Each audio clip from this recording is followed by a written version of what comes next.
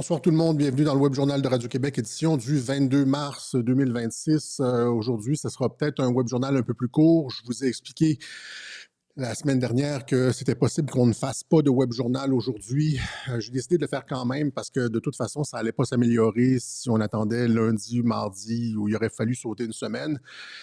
Et je sais que ça aurait été pas optimal pour beaucoup d'entre vous. En fait, c'est parce que j'ai subi une chirurgie cette semaine, mercredi, sous anesthésie générale. Et là, je suis encore sur les antidouleurs et donc j'ai pas, j'ai l'impression qu'un camion m'est passé dessus. Et j'ai pas eu le temps de faire autant de recherches que j'aurais voulu cette semaine, mais donc au lieu de, je dors mal et tout, là, donc au lieu de reporter à lundi, mardi, mercredi, puis de toute façon, ça ne se serait pas amélioré, on va faire ça quand même ce soir. Et donc, soyez, euh, comment je pourrais dire, clément avec moi. Ce sera pas le super web journal à tout casser, mais on va sortir un certain nombre de choses. OK? Donc, on va parler surtout de Joe Kent. Hein, c'est la dernière pièce du puzzle. Si on comprend Joe Kent, on comprend beaucoup de choses. On va montrer aussi la séquence. La semaine dernière, on a parlé beaucoup de la double pensée. La double pensée sur Epstein, par exemple, Trump qui dit non, on ne veut pas sortir les dossiers Epstein, mais finalement ça sort. Même chose avec la COVID, les vaccins, etc. Donc, comment Trump a une stratégie de communication à deux vitesses, à double volet, on pourrait dire. Et c'est la même chose, cette fois-ci, on va parler d'Israël. Donc, on va faire un peu un recap de tout ça. Avec notamment le cas de Joe Kent, qui lui dit c'est pas notre guerre. Il est sur la ligne Tucker Carlson, Marjorie Taylor Greene, Thomas Massie et tout ça. Finalement, la ligne America First, qui est la ligne de Trump, hein, c'est la ligne de Trump. Et donc, on va voir comment ça s'articule, tout ça. Encore une fois, les gens, c'est dans la réinfosphère, je ne sais pas si c'est de la réinfo rendu là, les gens attribuent ça comme une autre claque à Trump. Tu sais, dans le genre, les gens ne comprennent pas que l'objectif de Trump, c'est le retrait de la région. Et donc, quand les États-Unis disent est-ce que les gens peuvent venir s'occuper du détroit d'Ormuz pour qu'on puisse se retirer, ils voient ça comme une défaite de Trump, alors que c'est l'objectif dès le départ. Les gens ne comprennent pas qu'est-ce qui se passe, ne comprennent pas la façon de Trump d'opérer. C'est pas une défaite, c'est ce qu'il veut accomplir depuis le début. Et donc, il y a eu toutes sortes de réactions vraiment bizarres cette semaine. Pas juste cette semaine, mais depuis le début du conflit. Hein. Donc, les oiseaux de malheur ont leurs 15 minutes de gloire. À Théo Vox, on parlait d'un crash économique sans précédent en vue. TV Liberté, c'est la troisième guerre mondiale, rien de moins sur la très sérieuse TV Liberté. GPTV, on nous parle de le projet mystique d'Israël pour un chaos mondial. Et Israël prépare même le troisième temple. Selon Pierre Hillard. Ici, Benjamin Tremblay, généralement, je l'épargne, mais là, il est complètement dans le champ. L'humiliation des États-Unis changera le monde. On dirait que tu n'as pas lu les documents officiels des Américains qui souhaitent se retirer de la région. Et là, tu parles d'humiliation. On dirait que tu ne sais pas de quoi tu parles, Benjamin. Et là, finalement, Idriss Aberkan qui a complètement déraillé, alors qu'au début, il semblait comprendre qu'est-ce qui se passait. Puis là, tout d'un coup, c'est comme, il a fait un 180 degrés. On pourrait dire presque comme Amélie Paul et François Méléga. C'est un 180 degrés. Tout d'un coup, Trump a déclenché la Troisième Guerre mondiale, rien de moins. Trump a effectivement déclenché la Troisième Guerre mondiale par peur de voir son nom révélé dans les dossiers Epstein. Et aujourd'hui, voilà quand même placardé partout. Donc, ça sert à quoi, Idriss, de marquer 3 fois PhD à côté de ton nom quand tu ne fais pas tes recherches et tu ne vas pas au bout des choses, puis tu fais juste répéter les poncifs des médias, Troisième Guerre mondiale, dossier Epstein, etc. Si tu étais 3 fois PhD, tu connaissais tes dossiers avant d'en parler, tu saurais que Trump n'a rien à voir, n'est absolument pas embêté par le dossier Epstein. C'est lui-même qui a été à la source de l'enquête, qui a dénoncé Jeffrey Epstein, qui n'a jamais eu rien de probant contre Trump. Et c'est la raison pour laquelle ils ont dû faire cette histoire de collusion avec la Russie parce qu'ils n'avaient rien d'autre. Si tu étais allé dans le détail comme on a fait à Radio-Québec, tu ne sortirais pas des âneries comme ça. Et ça va se retourner contre toi à moyen terme. Idriss, ça va se retourner contre toi à moyen terme. Hein, c'est d'ailleurs pas la première fois que tu annonces la Troisième Guerre mondiale et à chaque fois, tu dois te rétracter. Ça va être la même chose maintenant. Et donc, c'est juste pas sortir des trucs comme ça, des poncifs là, qu'on entend dans les médias mainstream, là, des gamelins de télévision.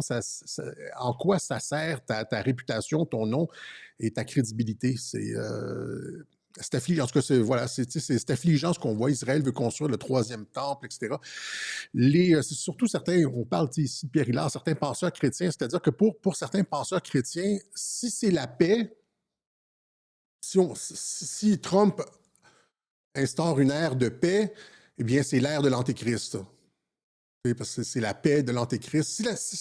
Comme c'est la guerre, c'est la troisième, c'est l'Armageddon. Et donc, il y a beaucoup de penseurs, pas les Flynn, évidemment, c'est pas aux États-Unis, là, je parle même de catholiques aux États-Unis qui savent très bien qu'est-ce qui se passe. Mais dans la pensée francophone, on dirait qu'il n'y a comme pas de juste milieu. Si c'est la paix, c'est la paix de l'Antéchrist.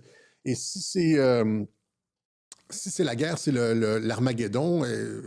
On ne peut pas juste avoir la paix ou comme on règle un peu les problèmes. Comme après la Deuxième Guerre mondiale, là, il y a eu comme les 30 Glorieuses. On ne peut pas avoir juste ça.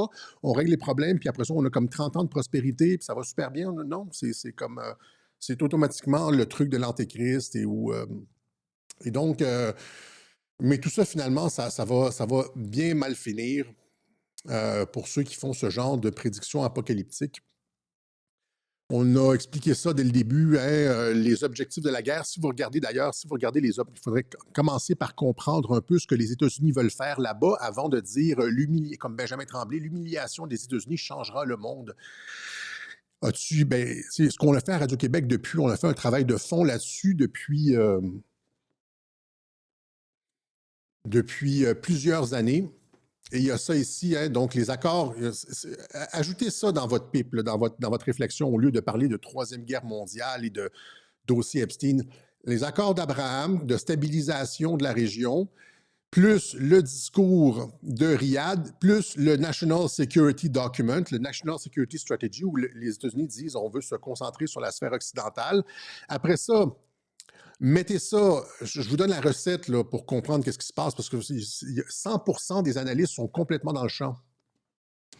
Après ça, mettez ça à la stratégie, la philosophie de America First de Donald Trump depuis 2016. Hein, et on va voir comment Joe Kent représente l'America First et comment ça s'inscrit dans la continuité de ce que Trump fait depuis 2016. C'est pas une rupture. Donc, America First, c'est le retour des troupes à la maison. America First, ça va avec le National Security Strategy, ça va avec le discours de Riyad, ça va avec les accords d'Abraham. Et là, après ça, qu'est-ce que vous avez vu dans les politiques de Donald Trump? La politique, je l'annonçais il y a 1 an. J'ai vu, encore une fois, Idriss marquer c'est la fin de l'Empire américain. L'humiliation américaine. De quoi tu parles, là? Genre, c'est RIP, l'Empire américain, 2045. C'est Trump qui, volontairement, met un terme, met je veux dire, les agents de la CIA à la retraite, ferme le USAID, déconstruit l'Empire américain, se construit. Ils sont séparés le monde. C'est un monde tripolaire, et donc tu retires les bases, etc. Et donc, notre réflexion s'appuie sur du concret, alors que pratiquement 100% de ce qu'on lit ailleurs, ça s'appuie sur du vent.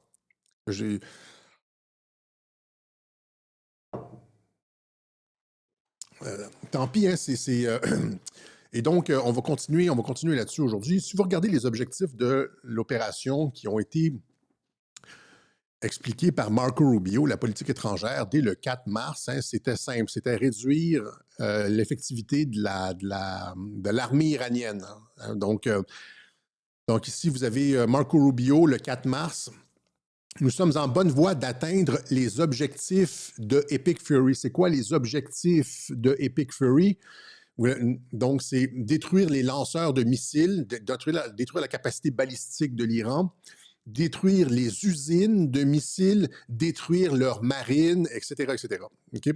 Et retirer une partie du leadership. Maintenant, j'ai déjà expliqué, et c'est ce qu'ils disent avoir fait.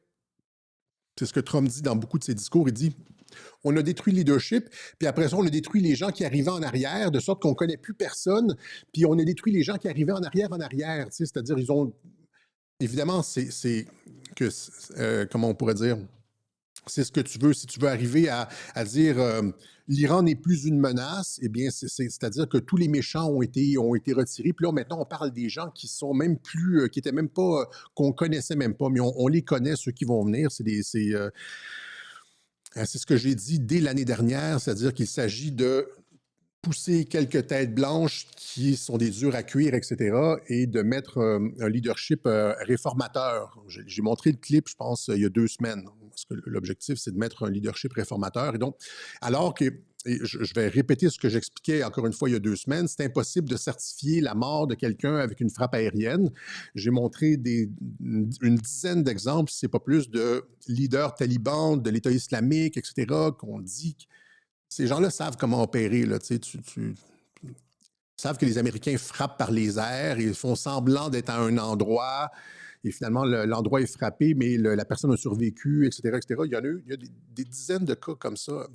Et à partir, j'ai expliqué, en toute logique, qu'à partir du moment où est-ce que tu certifies dans l'heure, sans avoir aucune personne sur le terrain, tu certifies dans l'heure que la personne est effectivement décédée, bien, tu viens de montrer que tu as une entente avec les Iraniens. Parce que c'est pas possible sans avoir une personne physiquement sur le terrain. Les Iraniens peuvent te tromper, là, ils peuvent dire, ils peuvent avoir des communications radio en disant « Ah, un tel est mort, un tel est mort ». Là, tu prends ça pour du comptant, de l'argent liquide, puis là, tu vas faire l'annonce, puis là, hop, ils le ressortent. Pouf, 2 semaines plus tard, puis là, tu as l'air fou. Mais si les Iraniens voulaient faire ça, ça serait facile à faire. Faire semblant que quelqu'un est mort et le faire ressortir plus tard, ils l'ont fait l'été dernier. Il y a 2, 3 qui sont revenus vivants. Là, ils le font pas. Parce qu'il y a eu une entente. OK? Donc, l'entente, c'est de retirer le leadership, une partie du leadership, les têtes blanches, faire de la place pour un leadership réformateur et édenter l'Iran, réduire ses capacités militaires. C'est exactement ce qu'ils ont dit, les objectifs de Epic Fury ici, réduire les capacités militaires, les capacités balistiques pour plus que ce soit une menace envers Israël et les alliés de la région, etc. Et Trump disait justement, l'a dit genre... dans des tweets, ça c'est hier. Donc, les États-Unis ont anéanti l'Iran, leurs dirigeants ont disparu, leur marine et leur armée de l'air sont anéantis, ils n'ont plus aucune défense et ils veulent conclure un accord. Donc, c'est comme, essentiellement, c'est réglé, on a détruit les capacités militaires de l'Iran. L'Iran n'est plus un danger, et ça, dire des choses de cette façon-là, ça s'adresse aussi à Israël, au peuple israélien, etc. L'Iran n'est plus un danger. Et donc, nous sommes sur le point d'atteindre nos objectifs. Ça, c'était la journée d'avant, le 20 mars. Nous sommes sur le point d'atteindre nos objectifs alors que nous envisageons de réduire progressivement notre important engagement militaire au Moyen-Orient. Donc, on annonce déjà une réduction des effectifs. Ils ont déjà atteint leurs objectifs et ils annoncent une réduction des effectifs. OK? Moyen-Orient, face au régime terroriste iranien, neutraliser complètement les capacités balistiques. Il répète donc ce que vous avez ici, Trump qui répète les objectifs de Epic Fury annoncés par Marco Rubio le 4 mars. Détruire leurs capacités balistiques, les lanceurs, etc., détruire la base industrielle de défense iranienne, hein, la capacité de produire des drones, etc., éliminer leur marine, leur armée de l'air, etc., empêcher l'Iran d'acquérir la capacité nucléaire et protéger nos alliés, etc. Le détroit d'Ormuz devra être gardé et surveillé, si nécessaire, par les autres nations qui l'utilisent. Donc, les États-Unis se retirent, encore une fois. Ça a été annoncé partout. C'est pas genre, comme l'autre, il dit, genre, l'humiliation des États-Unis. On entend ça. Quelle bande de cruche. Est-ce que vous lisez, ceux qui font du commentaire, est-ce que vous lisez un peu les documents de politique américaine, les déclarations? Parce que on l'a annoncé à l'avance, parce qu'on n'est pas prophète. Il y a des gens qui disent Alexis, voyageur du futur. Non, non, on fait juste lire les documents. C'est pas compliqué, là. Je veux dire, on trouve ça drôle, on retweet sur X, là, mais on fait juste lire les documents disponibles, là. C'est pas compliqué. La plupart des gens qui font du commentaire sont paresseux intellectuellement. Oui, presque tout le monde qui fait du commentaire présentement sur l'Iran est paresseux intellectuellement. OK? Donc, mais cela devrait... donc, Si on nous le demande, nous aiderons ces pays dans leurs efforts concernant Hormuz, mais cela ne devrait plus être nécessaire. Une fois la menace iranienne éradiquée, ben oui, à partir du moment où est-ce que l'Iran, par exemple, n'a plus de capacité de missiles balistiques, etc., de marine et tout ça, ben, il n'y a plus besoin de la présence des bases américaines. C'est ça qu'il dit là, dans le tweet du 20 mars. Mais ça ne devrait plus être nécessaire une fois la menace iranienne éradiquée. Hein? Merci à votre attention pour cette question. Il l'annonce là. Et donc, si vous regardez bien les objectifs de Epic Fury tels qu'annoncés par Marco Rubio et confirmés par Donald Trump, il n'y a aucune politique de changement de régime. Or, c'était peut-être le cas pour Israël. Israël voulait mettre le guignol, là, comment il s'appelle, avec le nez, là? Presque aussi gros que le mien. Mais c'est pas ça qui va se passer. Il va encore une fois, comme il l'a fait l'été dernier, sauver le régime. La façon de sauver le régime, c'est en détruisant la capacité militaire de l'Iran, en changeant de leadership, etc., le régime va être capable de se maintenir avec une politique adoucie, comme Mohamed Ben Salman. J'avais expliqué la relation, la réforme en Arabie Saoudite avec Mohamed Ben Salman, de quelle façon Trump avait mis la vieille, avait écarté la vieille garde conservatrice saoudienne, le roi, il avait fait en sorte que le 7e fils, pas le 2e, le 3e, le 7e fils soit nommé. Mais c'est un peu ça qui se passe avec l'Iran. Ils vont écarter le leadership. Et c'est convenu, ils vont écarter le leadership et vont faire de la place pour un leadership réformateur. Voilà. Donc, l'objectif, encore une fois, contrairement à ceux qui ont déblatéré sans rien savoir sur les plateaux, n'a jamais été de d'opérer un changement de régime. Mais Trump a utilisé l'occasion du conflit avec l'Iran pour atteindre plusieurs objectifs de politique étrangère. Tu laisses jamais une crise, tu ne gaspilles jamais une crise, c'est-à-dire l'objectif, c'était, là maintenant qu'il a fait appel aux pays de l'OTAN pour venir sécuriser le golfe Persique. Tout le monde lui a répondu par la négative et donc il dit, et là on voit ça que les gens, encore une fois, voient ça comme une défaite. Trump, il érode l'unité et la légitimité de l'OTAN. Ça fait longtemps que Trump dit qu'il veut sortir de l'OTAN, que l'OTAN est plus nécessaire, qu'il essaye par différents moyens de rendre la structure caduque, en voulant augmenter les dépenses le niveau des dépenses à 5 alors que personne ne peut atteindre ce niveau-là. C'est pratiquement impossible d'atteindre 2 pour certains des pays. Donc, aller à 5 et donc, à plusieurs reprises, il essaie il érode l'unité et la légitimité de l'OTAN. Ça s'inscrit là-dedans. Hein, donc, les États-Unis annoncent, ça c'était il y a le 22 janvier, avant le conflit, les États-Unis annoncent un premier retrait d'officiers des structures de l'OTAN. Le truc, c'est que les États-Unis ne peuvent pas le faire unilatéralement parce que sous Biden, le Congrès a signé le National Defense Authorization Act de 2024 qui requiert l'approbation du Congrès pour un retrait de l'OTAN. Mais Trump le dit partout. Hein, le président Trump dit que les États-Unis maintenant n'ont plus besoin de l'OTAN. Et ça s'inscrit dans la politique isolationniste de America First. Vous voyez, donc, et on en parle de plus en plus. On éduque le public américain. Tu ne fais pas ça d'un coup, encore une fois. Il faut éduquer le public. Vous savez, c'est quoi la stratégie de Trump? Donc, il s'agit d'une alliance, nous dit Laura Ingraham sur Fox News. Il s'agit d'une alliance factice depuis des décennies, des alliés n'intervenant que lorsque cela les arrange, tandis que l'Amérique supporte le fardeau, paie la facture et au final rend le monde une fois de plus sûr. Donc, même si les États-Unis ne peuvent pas se retirer unilatéralement de l'OTAN, ils peuvent réduire leurs contributions et commencer à sortir graduellement des structures intégrées, etc. etc. Okay? Il l'a dit ici, la plupart des alliés de l'OTAN ont informé les États-Unis de leur refus de participer à notre opération, etc. Et donc, ça permet à Trump de faire la même chose avec l'Ukraine, où ça lui donne des leviers de négociation. On s'entend? Et ça s'inscrit encore une fois. C'est la même chose, ça s'inscrit dans la politique de RIP, l'Empire américain, le retrait de USAID, etc., etc. même s'il n'est pas capable de se retirer complètement, c'est la délégitimation de l'OTAN et le retrait graduel des structures intégrées, etc., etc., etc. OK? Donc,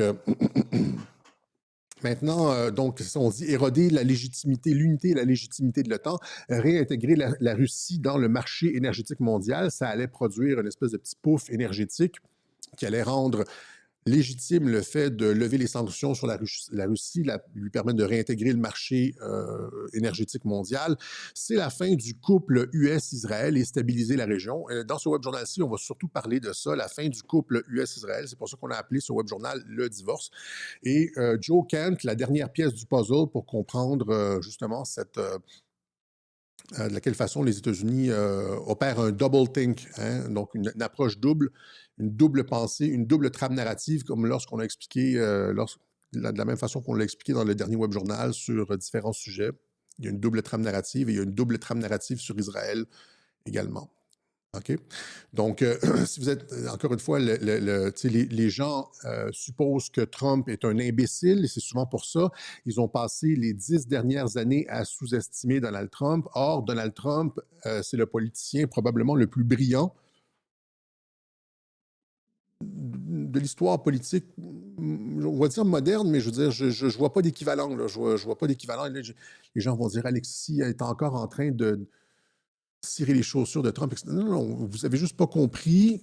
Et dans ce cas-ci, il est réellement brillant. Il est réellement brillant, subtil, etc. Et par exemple, juste cette semaine, il disait genre, il expliquait justement à quel point à ce niveau d'opération, quand tu opères, quand tu essaies d'éviter la Troisième Guerre mondiale, avoir du double think, c'est-à-dire retirer les États-Unis des structures intégrées avec Israël tout en stabilisant la région, etc., sans faire chuter les prix du pétrole et créer une crise mondiale, blablabla. Le niveau de l'intelligence requis pour ce genre d'opération est comme hors du commun. Je vous le laisse, je ne l'ai pas traduit, là, mais... I think I said it this morning. A big chess game at a very high level. Donc, c'est un gros jeu d'échecs à un niveau très, très, très avancé. A very high level chess, the highest. And I'm dealing with very smart players. These are smart people. They don't get there. You know, when you deal with some of these people. Il parle des personnes avec qui il transige, ses opposants, etc. Il s'agit de personnes très, très, très intelligentes et tu ne te rends pas à ce niveau-là sans être réellement intelligent avec un haut quotient intellectuel. You're dealing with high level intellect, very high IQ people.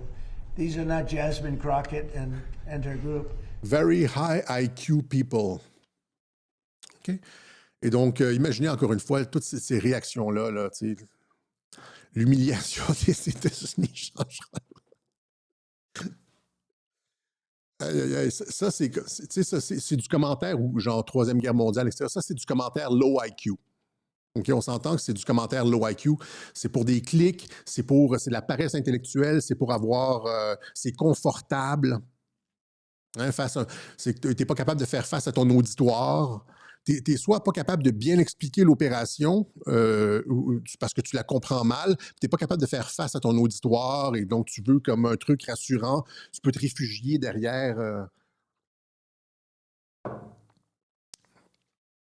un truc rassembleur. Là. Trump est un imbécile, mais Trump a toujours trompé tout le monde. Trump a toujours trompé tout le monde. C'est ce qu'il fait depuis... c'est ce qu'il fait depuis 10 ans. Je cherchais l'image, j'avais une image de lui. On va laisser faire. Donc, c'est ça.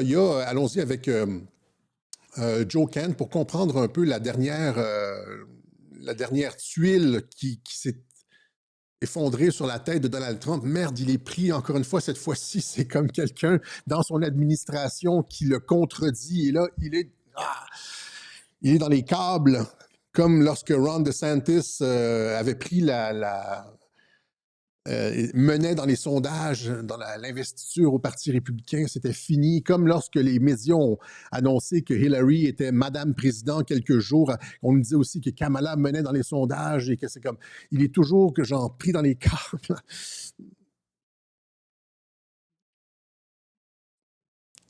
Alors que finalement, vous ne comprenez pas, vous continuez à faire des prédictions ridicules. Troisième Guerre mondiale, blablabla. Il est compromis par Jeffrey Epstein. Combien de personnes répètent ça, ces âneries-là? C'est-à-dire que vous n'avez pas fait vos recherches, en tout cas. Mais Joe Kent, allons-y avec Joe Kent. Donc, ça, c'est son directeur du Counter-Terrorism Center. Quelqu'un de très important. Vous allez voir pourquoi c'est très important. Il occupe aujourd'hui la fonction qu'occupait auparavant Chris Miller. Rappelez-vous de Chris Miller, on en a parlé à plusieurs reprises.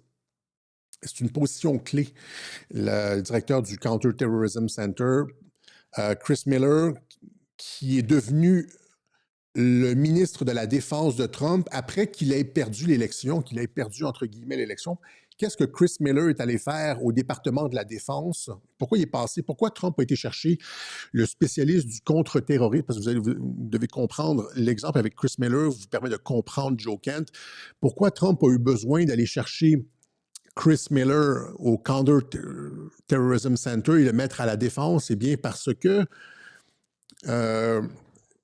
ce à quoi faisait face l'administration Trump et le gouvernement des États-Unis, c'était une insurrection, c'était une révolution colorée. Hein, avec le 6 janvier, etc., le vol de l'élection, le 6 janvier, etc. Donc, il a été chercher un spécialiste en guerre contre-insurrectionnelle, en guerre insurrectionnelle et contre-insurrectionnelle, Chris Miller, pour établir les structures, mettre en place les protocoles pour gérer l'insurrection, contenir l'insurrection et mettre en place le programme de continuité de gouvernement. Okay? Donc, Chris Miller a été mis en place pour ces raisons-là. Et c'est la même chose avec Joe Kent. Okay? Donc, révolution colorée, etc. Et rappelez-vous qu'on est ici dans une guerre de 5e génération. Maintenant, c'est une guerre de 5e génération, vous allez le voir là.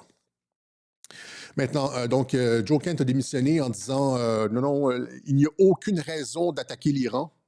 Et là, tout le monde dit Trump est dans les câbles.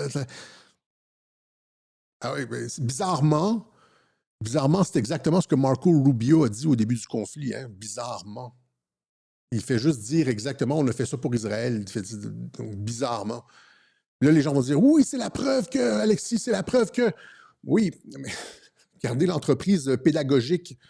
Hein, c'est-à-dire que, premièrement, il y a, comme je l'ai expliqué, du côté du conflit iranien, l'entente avec l'Iran, selon toute vraisemblance, visant à se débarrasser d'une partie de leur capacité militaire et d'opérer une rotation du leadership.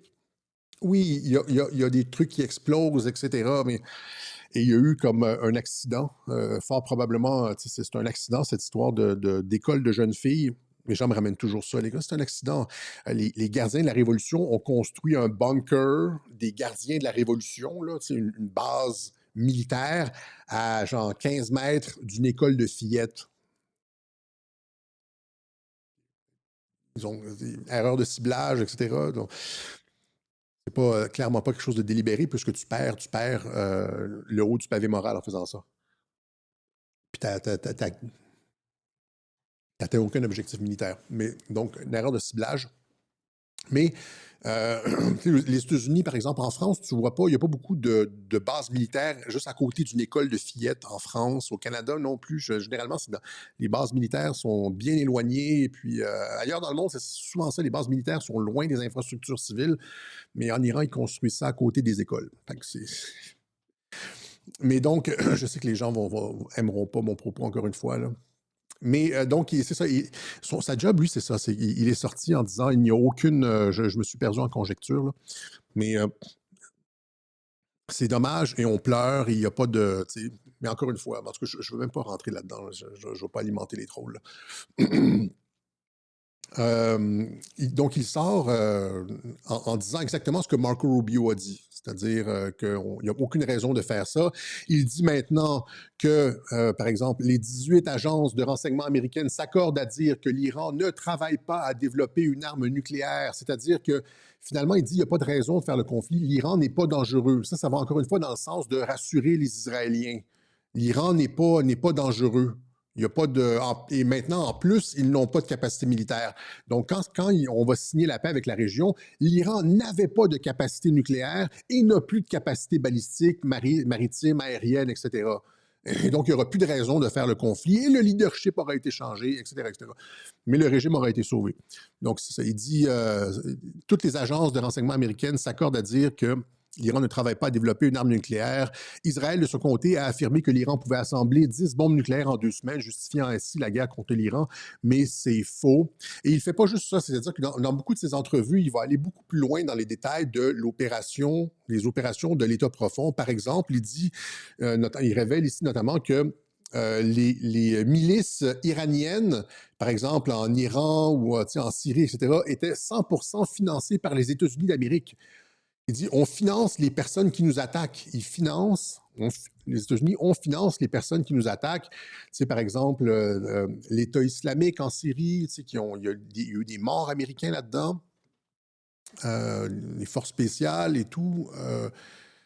Et ça s'inscrit, j'en parlais beaucoup plus avant, dans l'espèce de guerre civile au sein des institutions américaines entre le département d'État et le Pentagone. La CIA et le Pentagone, le département d'État, la CIA, qui finance justement ces rebelles-là, et aussi, par exemple, le renseignement civil, c'est-à-dire la CIA, et le renseignement militaire, la NSA.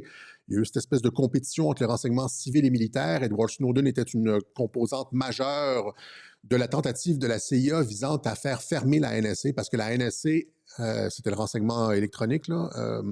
La NSA était la dernière instance à pouvoir avoir du oversight, à pouvoir surveiller ce que la CIA faisait. Et la CIA ne voulait plus de surveillance. Et Edward Snowden a été utilisé, a été envoyé, il travaillait pour la CIA, a été envoyé à la NSA et a sorti les recettes, les secrets de la NSA pour discréditer la NSA. Et si Hillary rentrait en 2016 au lieu de Donald Trump, elle fermait la NSA. Et la CIA avait maintenant carte blanche, sans aucune supervision sur ses opérations, etc. On a expliqué ça dans plusieurs web journaux auparavant, mais tout ça pour dire qu'il y a cette espèce de conflit entre la CIA et le Pentagone.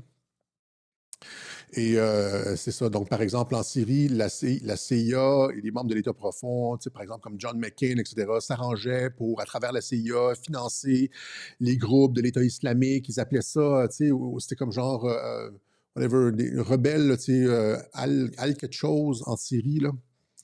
Là, ils recevaient de l'argent. C'était le nouveau groupe de rebelles en Syrie pour combattre le boucher Assad. Là, ils recevaient des fonds de la CIA et du gouvernement américain, des armes, etc. Puis après ça, ils baissaient le drapeau, puis ils montaient le drapeau de l'État islamique. C'était les mêmes personnes, mais ils faisaient juste changer d'appellation. Finalement, on avait financé l'État islamique. Il y en a beaucoup qui ont expliqué ça. Et ils expliquent tout ça, finalement. Et rappelez-vous, on a montré que dans des web journaux précédemment que des leaders de l'État islamique opéraient maintenant en Ukraine, c'est-à-dire qu'ils ont été exfiltrés par la CIA de la Syrie et ont été envoyés sur le front ukrainien contre les Russes donc on recycle les rebelles. Il explique tout ça finalement. Il explique ce genre d'opération-là. C'est une opération de didactique, pas de didactique, mais d'éducation, du public américain sur les opérations d'État profond. Il a fait le lendemain de sa démission, parce qu'il a démissionné, le lendemain de sa démission, il est passé évidemment chez Tucker Carlson, et là, ça a fait boum! Effet viral immédiat. Il est allé, après ça, voir Megyn Kelly. Il est allé à peu près et tout le monde a parlé de lui. Il est allé à peu près sur une dizaine de podcasts, là, le Conservative American. Tout le monde a parlé de lui, à Fox News, Lindsey Graham, Laura Ingraham. Il y a Dan Bongino qui est sorti, l'ancien directeur du FBI, pour dire que c'est un paquet de mensonges, etc. Mais comment créer un effet viral en ayant ce genre de chicane et de contradictions et c'est comme la télé-réalité, hein, Big Brother et tout ça, là, ça prend des chicanes entre les couples pour garder l'attention. Mais c'est ça, tout ça pour dire que il a obtenu 100% de visibilité et c'était ça qui était voulu parce que l'effet voulu, c'était d'en remettre une couche,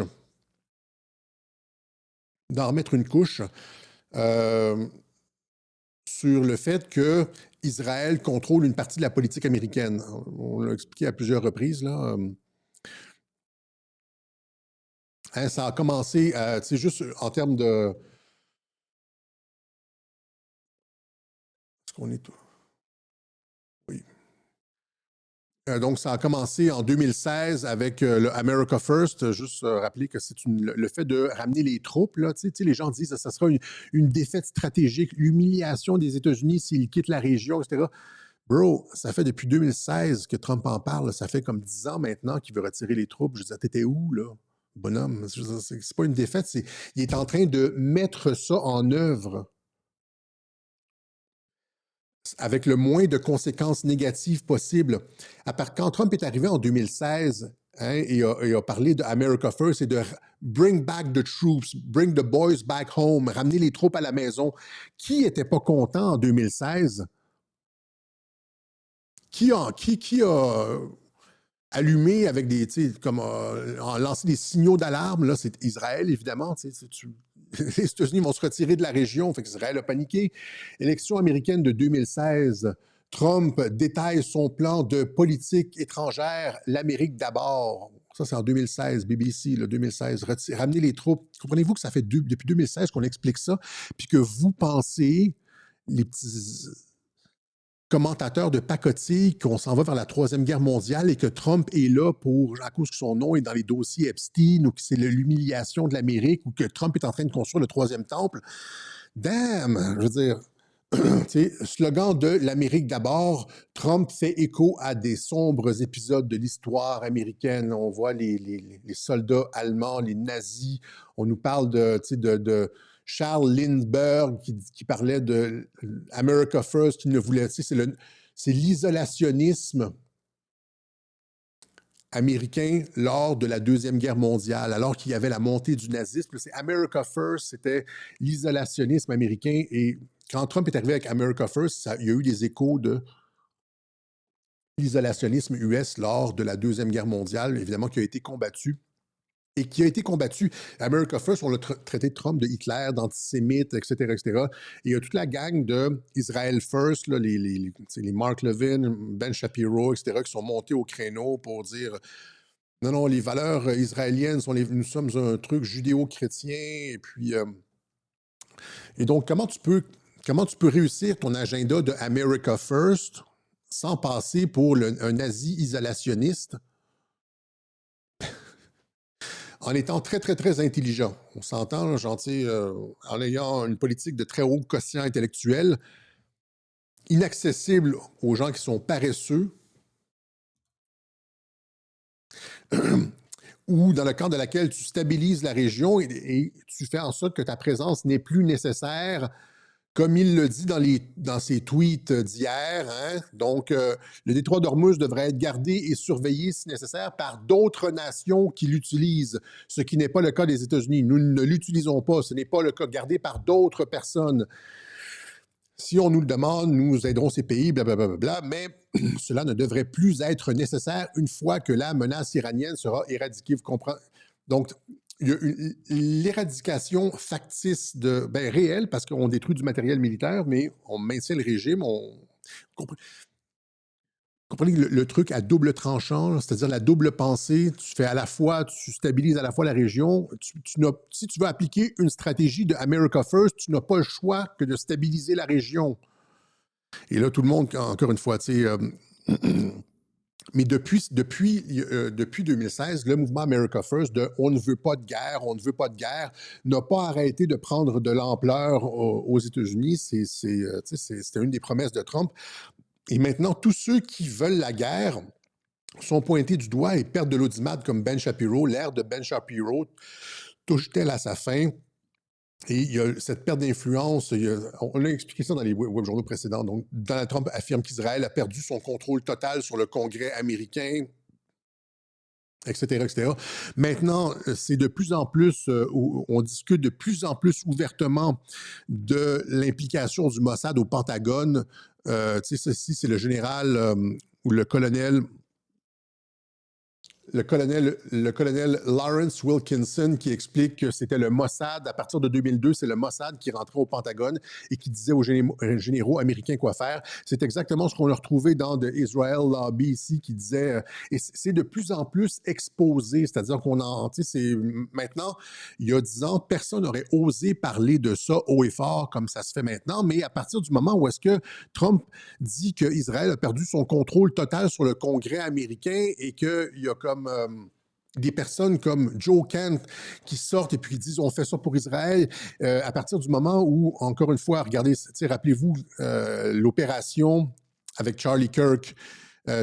Charlie Kirk décède apparemment. N'oubliez pas que la balle n'est une balle de 30-06, là, 306, n'est pas sortie de son cou. On a vu comme du sang comme ça, mais la balle n'est pas... Le médecin qui a fait l'autopsie, il dit c'est un miracle. La balle n'est pas sortie de l'autre côté du cou.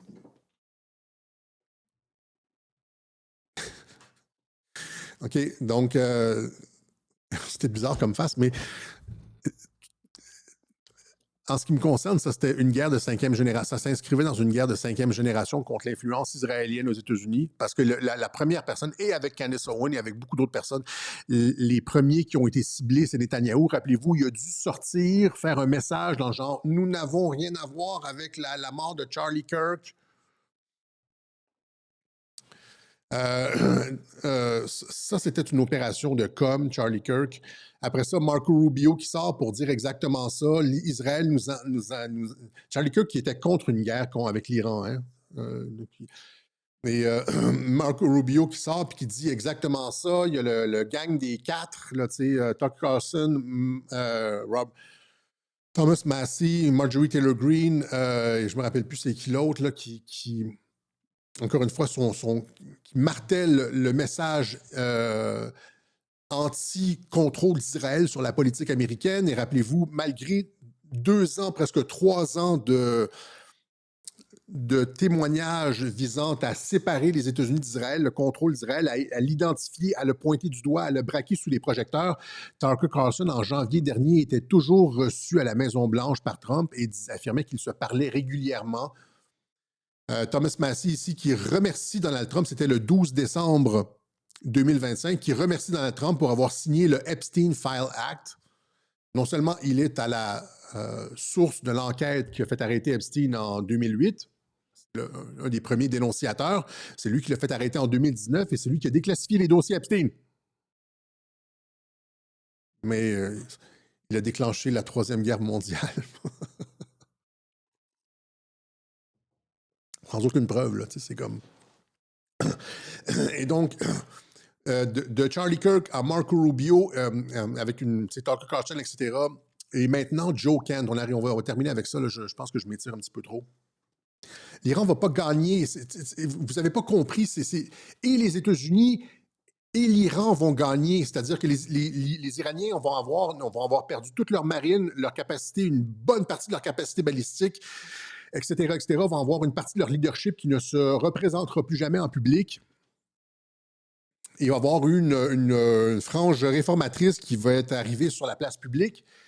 Donc, auront été, comme d'une certaine façon, édentés, castrés, mais pourront dire on a gagné parce que le régime s'est maintenu en place. Et les États-Unis vont pouvoir dire on a accompli tous nos objectifs. Et maintenant, les Iraniens vont aussi pouvoir dire on a gagné puisqu'on a fait en sorte que les États-Unis quittent la région. Il n'y a plus d'Américains dans les ports. Ils ont quitté leur base. Nous avons gagné. Les États-Unis aussi vont dire ça va être un win-win pour tout le monde. Les gens qui disent ça, les États-Unis écrasent l'Iran et puis l'Iran écrase les États-Unis. Est-ce que vous écoutez les web journaux? Là? C'est pas une question de ça. Là. OK? Donc,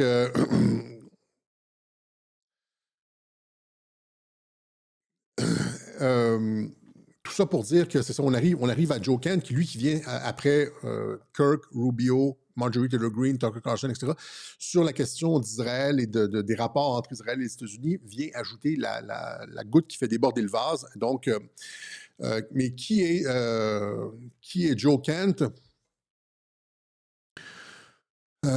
Joe Kent, c'est un des militaires les plus décorés aux États-Unis. 11 tours de service en Irak. Il faisait partie des Rangers, c'est-à-dire des bérets verts. Le gars est full MAGA. Joe Kent, le béret vert qui déserte Trump. Il a travaillé pour la CIA et a fini au Counter-Terrorism Center. Et là, rappelez-vous encore une fois, pourquoi Trump met quelqu'un comme Joe Kent? Trump l'a appuyé. Joe Kent s'est présenté en 2022 et en 2024 à des courses pour le Congrès. Dans les deux cas, il a reçu l'appui inconditionnel de Donald Trump. Trump apporte son soutien à Joe Kent pour l'élection de 2022. Même chose pour 2024. C'est un héros de guerre, c'est un protégé de Donald Trump. C'est pas genre un kidam qui est arrivé là par une espèce de sélection au hasard. Et puis, non. C'est comme Carlson, c'est comme Marjorie Taylor Greene, c'est la garde rapprochée de Donald Trump, c'est comme les militaires rapprochés de Donald Trump.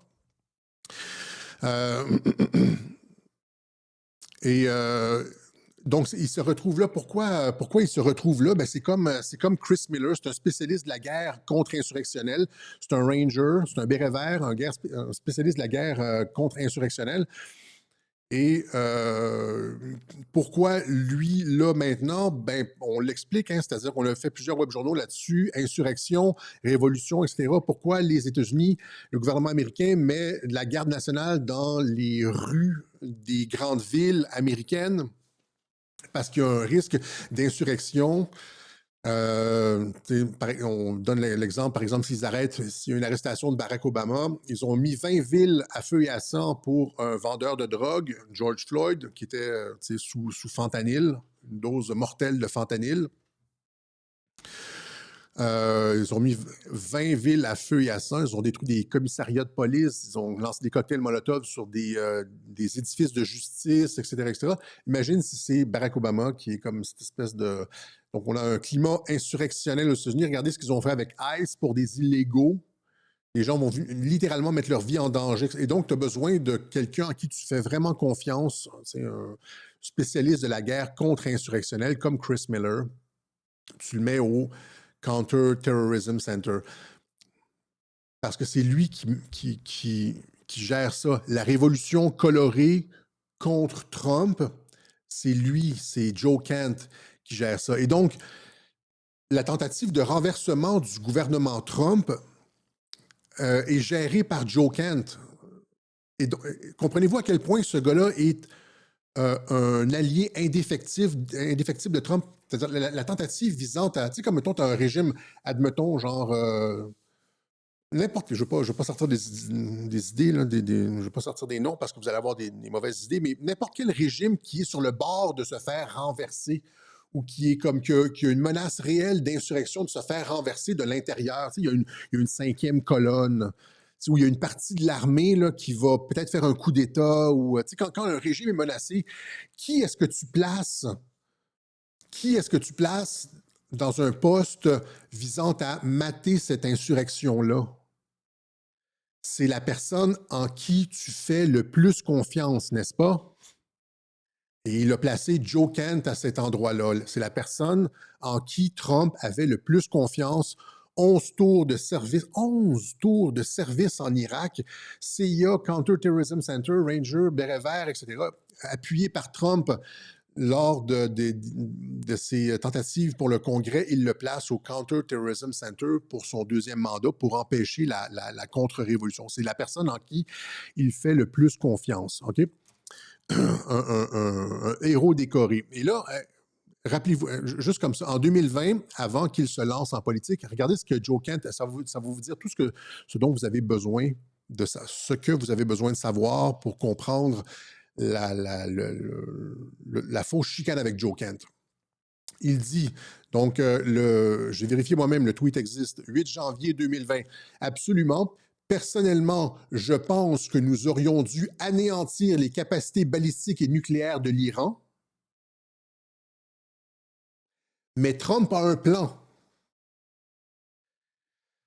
Il a sans aucun doute gagné la confiance de tout observateur lucide. Trust the plan, c'est littéralement ça. Je vais le relire pour les gens qui sont durs de comprenure, comme en Europe, là.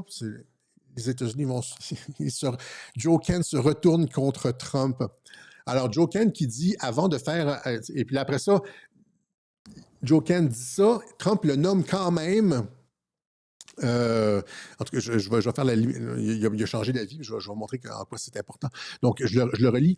Personnellement, je pense que nous aurions dû anéantir leur capacité balistique et nucléaire, mais Trump a un plan.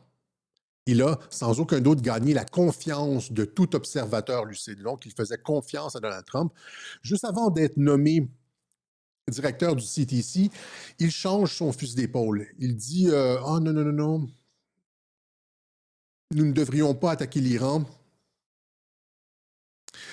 Si on attaque l'Iran, ça va être très sanglant. Tu vois, ça, c'est il y a 2 ans, c'est en 2024. Il était à Tucker Carlson parce que c'est un habitué des plateaux. En plus de ça, Trump ne prend pas quelqu'un. C'est Trump qui l'a nommé directement, là. Trump ne choisit pas quelqu'un qui est un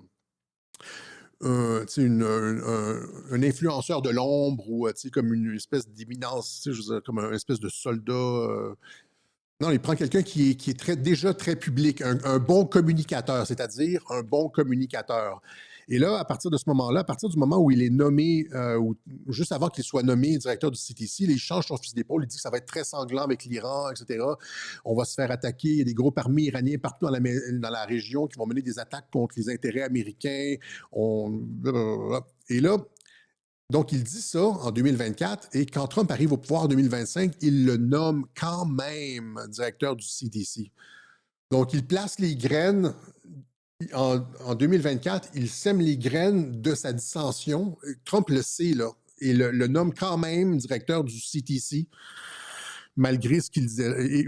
Et donc, vous voyez, il y a comme un changement complet, comme, tu sais, ça a toute la recette, l'ADN d'une fausse chicane, c'est-à-dire qu'il dit on aurait dû attaquer les bases nucléaires de l'Iran et puis frapper. Il semble que Trump a un plan et n'importe quel observateur lucide lui ferait confiance. Puis là, après ça, genre 2 ans plus tard, c'est si on attaque, juste avant d'être nommé, si on attaque, on va se faire anéantir, etc. Et puis là, jusqu'à temps qu'il est nommé et après ça, il fait sa sortie. Il fait sa sortie contre Trump. Et là, pensez-y correctement, là. Donc, le soldat, un héros des forces spéciales américaines, aurait partagé des informations classifiées. C'est-à-dire, tu sais, en tant que directeur du CTC, là, normalement, tu n'as pas le droit de faire ça. Tu n'as pas le droit d'aller sur la place publique et dire, selon certains rapports, il a partagé plein d'informations dans ses entrevues classées top secret. Il est passible de haute trahison. Donc, partager des informations classifiées, ça, c'est le béret vert, là. Il a discuté en public de conclusions de rencontres top secrètes. Il a brisé la chaîne de commandement, trahi son commandant en chef qui avait placé toute sa confiance en lui. Et il n'aurait pas compris qu'avec Trump, les apparences sont trompeuses. Or, son tweet de 2020 le montre qu'il sait que Trump a un plan, etc. Se serait rendu coupable de haute trahison, ne s'impose aucun devoir de réserve, etc. Il aurait pu juste faire comme, par exemple, Dan Bongino. Dan Bongino qui a démissionné du FBI, rappelez-vous. Dan Bongino qui a dit juste je ne veux plus participer, mais il s'est imposé un devoir de réserve. Mais non, lui, c'est pas ça qu'il fait. Il va dans le sens de Marco Rubio et dans le sens de la politique du divorce avec Israël. Et démissionné le lendemain, fait Tucker Carlson et une série de podcasts pour bien créer l'effet viral. Ça, c'est une guerre de 5e génération. C'est une guerre de 5e génération pour découpler les États-Unis d'Israël. Le gars est la dernière pièce du puzzle là-dedans. Jamais il n'aurait rendu public des informations classées top secret, brisé la chaîne de commandement, trahi son commandant en chef, etc., etc. Le gars, c'est un gars qui donnerait sa vie pour Donald Trump. Et c'est la raison pour laquelle Trump l'a mis à cet endroit-là, au Counterterrorism Center, parce qu'il y a une menace insurrectionnelle contre la présidence et les institutions des États-Unis. Les hauts soldats américains le savent, ça, les forces spéciales le savent, ça, qu'il y a une menace existentielle contre la Constitution américaine, une possibilité de renverser la Constitution américaine avec notamment le vol des élections, l'influence étrangère, etc. Ils savent que leur pays est en danger et sont prêts à donner leur vie pour remettre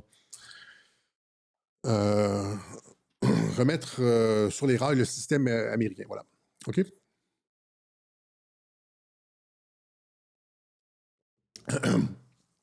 Donc, encore une fois, les gens commentent sur Joe Kent sans connaître le bonhomme, sans connaître la relation avec Trump, sans connaître les paramètres de l'histoire. Et ça produit de l'analyse biaisée. Voilà. Donc, double trame narrative. Donc, rappelez-vous ce que j'expliquais la semaine dernière. Donc, double trame narrative 2019 avec Mueller puis avec Sondland, Opération Warp Speed. Double trame narrative avec Opération Warp Speed, double trame narrative avec le dossier Epstein, double trame narrative avec l'Iran, sur la guerre en Iran, double trame narrative aussi sur Israël. Et donc, on ajoute cette pierre-là à la compréhension. Double trame narrative sur Israël avec les déclarations de Kent, de Tucker Carlson, Marco Rubio. C'est toujours les mêmes, finalement. Et c'est toujours des personnes en qui Trump a très, très, très, très, très confiance de protéger le cercle intime autour de Donald Trump. OK? Quelqu'un dit, Alexis, tu devrais donner des cours pour faire d'autres comme toi, donner comment tu fais pour savoir les choses. Soyez juste pas paresseux intellectuellement. Fuck, c'est tellement pas compliqué. Quand tu te prononces, moi je veux dire, j'en ai fait un doctorat, j'en ai fait presque 2. J'étais à 6 mois de terminer mon 2e doctorat. Mais je sais c'est quoi. Quand tu veux faire une démonstration puis que tu veux que les gens comprennent, ça doit être sourcé. C'est juste ça. C'est juste que tu dois te dire, c'est comme un avocat. Quand tu te présentes à ta soutenance de thèse, tu dois comme faire de la démonstration que ce que tu dis, c'est logique, ça se tient. Et puis là, tu dois faire A, B, C, D. Et donc, pourquoi on doit faire confiance? C'est quoi les précédents? Tu dois faire une revue, en général, quand une thèse de doctorat commence avec une revue de la littérature. N'est-ce pas, Idriss? On a fait 3, là. C'est une revue de la littérature. Donc, quand tu te prononces sur un sujet, généralement, tu as fait une revue de la littérature. Tu ne fais pas juste annoncer la Troisième Guerre mondiale parce que Trump est dans les dossiers Epstein sans aucune... En fait, à contresens complet de tout ce qui est démontrable. Tu sais, ça s'appelle la paresse intellectuelle. OK? Donc, c'est revue de la littérature. Tu essaies de tout savoir, ce qu'il y a à savoir sur le sujet. Tu creuses. Puis tu fais pas juste répéter genre Joe Kent. Ah, Joe Kent a fait quelque chose. As-tu vu, il faut creuser, C'est qui Joe Kent? Pourquoi Trump l'a nommé là? C'est quoi le contexte? Etc., etc. Puis c'est comme ça qu'on arrive à une compréhension d'ensemble qui se tient, qui est solide et qui se vérifie avec le temps. C'est comme ça qu'on évite l'opprobre d'annoncer à tous les 6 mois la Troisième Guerre mondiale quand on sait qu'est-ce qui se passe. Sinon, tu es juste dans le tape à l'œil, là, la Troisième Guerre mondiale, c'est le dossier Epstein. OK?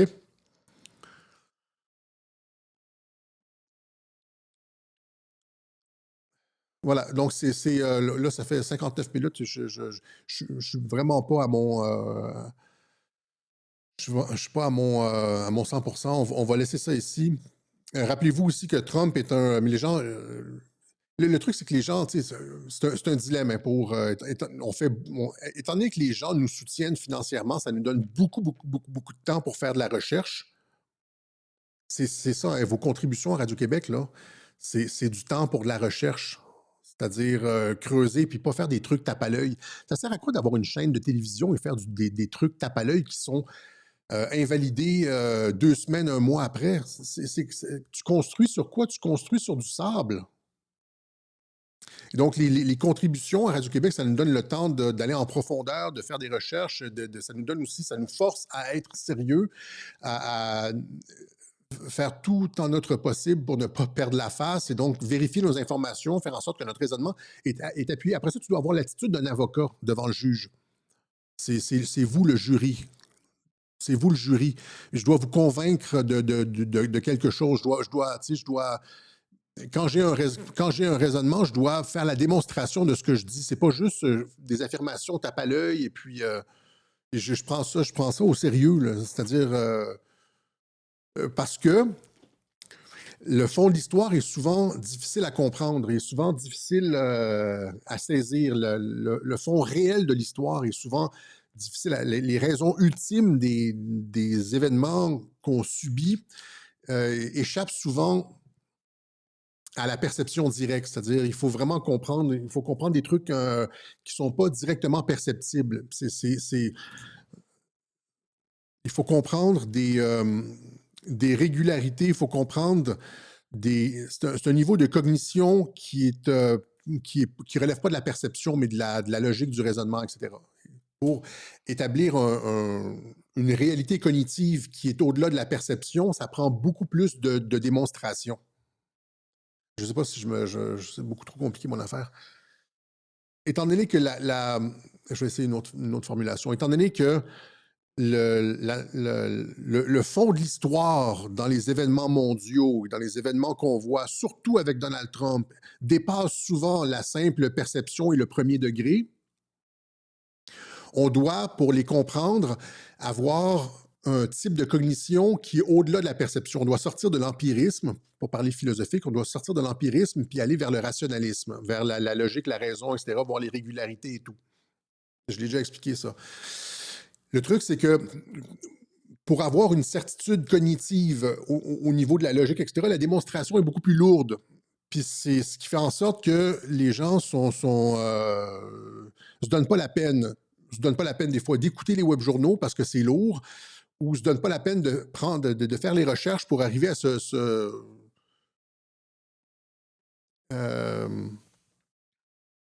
arriver à ces conclusions-là. Vous comprenez? Donc, nous autres, on le fait. On le fait, c'est ça. C'est pour ça que, ouais, comment dire? Pour ça qu'on se démarque, je pense. Voilà. Et encore une fois, nous autres, on n'aura pas à se rétracter sur ce qui se passe au Moyen-Orient. Ce qui se passe avec l'Iran, on n'aura pas à se rétracter. Toute la gang là, des réactions bizarres, là, eux vont tout avoir à se rétracter. Il n'y aura pas de Troisième Guerre mondiale, il n'y aura pas de super crash, il n'y aura pas de truc avec Epstein, il n'y aura pas d'humiliation des États-Unis, sauf dans la tête de certaines personnes. On n'aura pas à se rétracter. Eux vont avoir à le faire. Là, je ne me rappelle pas pourquoi je voulais dire ça. Ouais, je suis fatigué, là. En tout cas, j'ai perdu mon fil de pensée. Voilà, donc c'est probablement le temps de laisser ça ici. On remercie encore une fois ceux qui ont fait une contribution au Web Journal de Radio-Québec. C'est ce qui fait toute la différence, je pense. Hein. C'est comme on est habité par cette passion d'aller au fond de l'information, puis d'aller vers des trucs qui sont qui sont peut-être un petit peu plus complexes, mais qui sont plus payants en termes de compréhension. On n'y va pas avec combien de personnes vont sur les plateaux de télévision ou dans les podcasts raconter des poncifs sans aucun intérêt, genre ce que tout le monde sait, là, ce que tout le monde radote, le niveau de placotage de surface. Et donc, nous, on ne fait pas ça à Radio-Québec, OK? Parce qu'on a ce souci du détail, d'aller en profondeur, et vous nous permettez, ceux qui contribuent au Web Journal de Radio-Québec, nous permettent de faire ça depuis maintenant, depuis 8 ans. Depuis 8 ans. Mais je voulais juste dire, encore une fois, oui, Trump a un sacré sens de l'humour et de la mise en scène. Rappelez-vous, Trump a été promoteur de la lutte.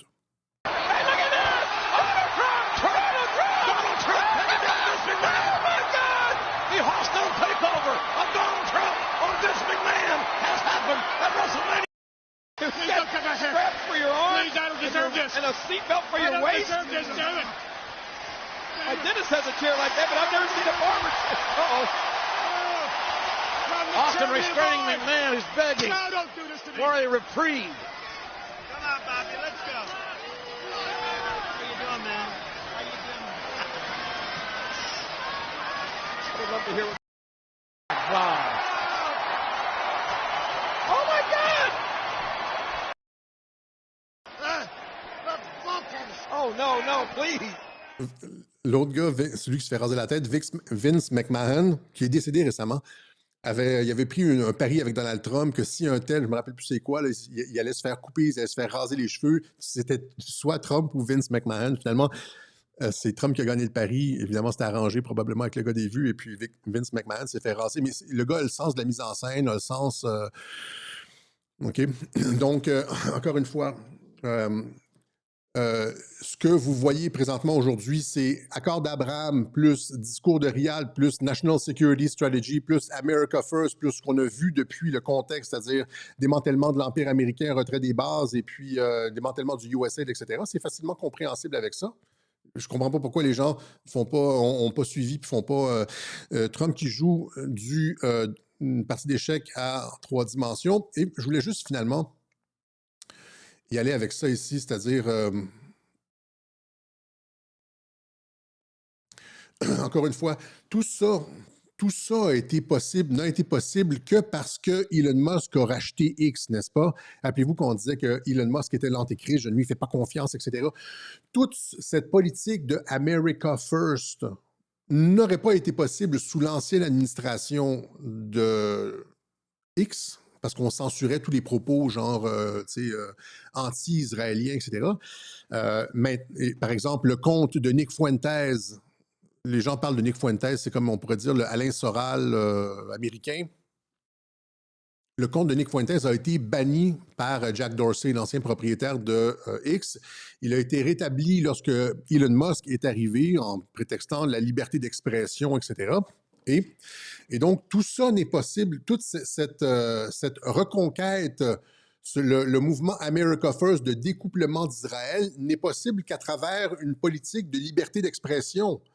Et donc, il faut voir au-delà de, encore une fois, tu sais, c'est à quel point les patriotes ont pensé plusieurs coups à l'avance pour arriver à ça, pour arriver à une politique d'America First, c'est-à-dire ramener les troupes et se concentrer sur les États-Unis, la zone d'influence occidentale, l'hémisphère occidental. On doit sécuriser la région. Pour sécuriser la région, il faut neutraliser comme une certaine partie du leadership iranien, etc.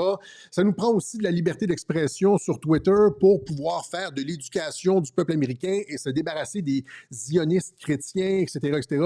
Et donc, il y a comme, c'est un plan en plusieurs étapes. Et on nous dit, là, tu sais, encore une fois, c'était Idriss Aberkan qui dit genre, les QAnon pensent que tout est organisé d'avance, mais c'est comme, il sort un truc, là, genre une phrase, je pense que c'est Jean Cocteau qui dit, quand on ne sait pas qu'est-ce qui se passe, on donne l'impression que tout est arrangé d'avance. Non, c'est toi qui ne sais pas ce qui se passe. Si tu regardes en amont, de quelle façon, depuis 2016, tout ça s'est articulé, c'est un chef-d'œuvre d'organisation et de planification militaire. C'est military planning at its finest. Rachat de X, etc. C'est comme une première chose doit être acquise. Deuxième, on coche des bases, là, on coche des cases et la raison, par exemple, tu sais, quand on disait, rappelez-vous, quand Elon Musk était allé à Auschwitz, là, c'était comme... et là, tout le monde disait, il est compromis, etc. Il est compromis, et puis Elon Musk, blablabla. Et puis oui, il a dû faire des concessions, mais Nick Fuentes est sur X, et maintenant, tu sais, il y a sur X la possibilité de critiquer Israël pour permettre le découplement. Et donc, souvent, dans un jeu, dans une partie d'échecs, on doit accepter de perdre un fou pour aller prendre la reine du camp adverse. Je ne dis pas que les Israéliens sont les ennemis, je ne pense pas, mais je pense avec l'État profond, là, vous comprenez?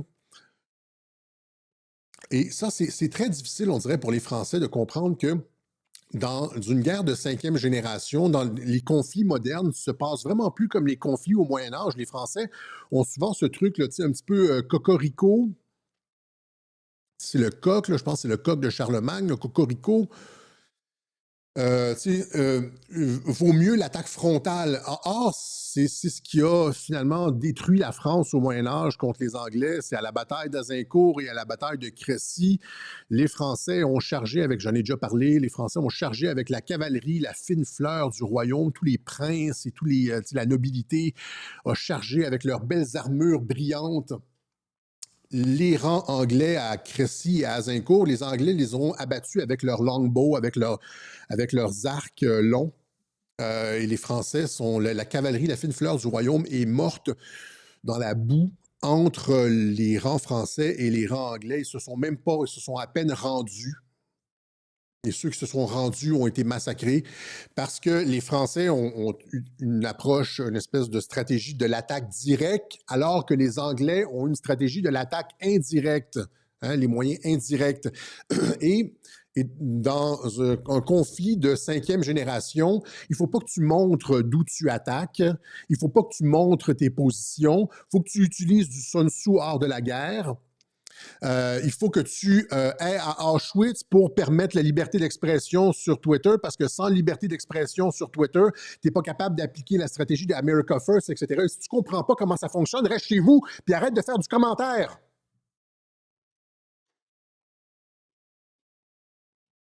Voilà, c'est ce qu'on avait pour vous aujourd'hui. En espérant que je ne fasse pas une syncope après le web journal. Ça a duré plus longtemps que ce que je pensais. Donc, je ne sais pas comment je vais me sentir la semaine prochaine. Ça va probablement être mieux. C'était pas si pire, là. C'était pas. Ça va probablement être mieux. Je m'améliore, en fait. Vous savez, je m'améliore. Des fois, comme je pense il y a 2 semaines, j'étais hyper fatigué. J'avais dormi genre 4 ou 5 heures. Et finalement, ça a été bien rendu. Fait avant, quand j'étais fatigué, ça sortait juste pas. Là, je suis capable, même quand je suis fatigué ou quand je suis pas à mon 100%, de sortir quelque chose de digeste. Donc, encore une fois, merci à ceux qui nous soutiennent. Cette analyse n'existe nulle part ailleurs. Elle n'existe nulle part ailleurs. Elle n'existe nulle part ailleurs pour plusieurs raisons. Il y a beaucoup de comptes qui sont des comptes pro-Trump, etc. Mais la façon dont on explique les choses dans le détail et la façon dont on montre l'ingénierie derrière les interventions, ça n'existe nulle part ailleurs. Et ça, on est capable d'éduquer. Il y a de plus en plus de personnes. Ça fait boule de neige. On l'entend en Europe. Je pense qu'il y a un bonhomme là, sur Toxin qui a été dire c'est l'analyse d'Alexis Cossette-Trudel, blablabla. Les gens commencent à comprendre. Là, et ça, c'est grâce. Imaginez, c'est le don de la clarté que les contributeurs de Radio-Québec font à l'humanité. Sortez-moi pas les affaires de Lucifer. Non, non, non. C'est la clarté. Juste la clarté est là. Il y a toujours quelqu'un qui prend ça de travers, là, mais ça n'a pas de prix. Ça n'a pas de prix. Donc, si vous voulez nous aider, encore une fois, il y a plusieurs façons de le faire. Vous savez comment le faire. Non, je veux pas parler de mes trucs de santé. C'est une chirurgie avec sous anesthésie générale. Là, je me pris des antidouleurs. Je suis un petit peu affaibli. Voilà. OK. L'opinion des autres ne m'appartient pas. Exactement. C'est comme quand tu enseignes dans une classe, tu peux être le meilleur professeur au monde. Il y a quand même des gens qui vont arriver avec une copie 4 sur 20. Là, genre, il n'a rien compris. On ne peut rien faire. Voilà. Pourtant, les web journaux sont gratuits. À cause de vous, grâce à vous, pas à cause de vous, grâce à vous. Merci beaucoup.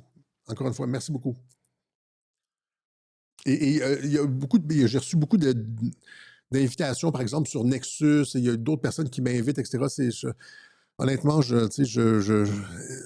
j'écoute des fois les émissions des personnes qui veulent m'inviter, puis ça serait tellement long à tout expliquer, de reprendre depuis le début. Et donc, imaginez à quel point vous êtes chanceux, ceux qui suivent Radio-Québec depuis le début, là.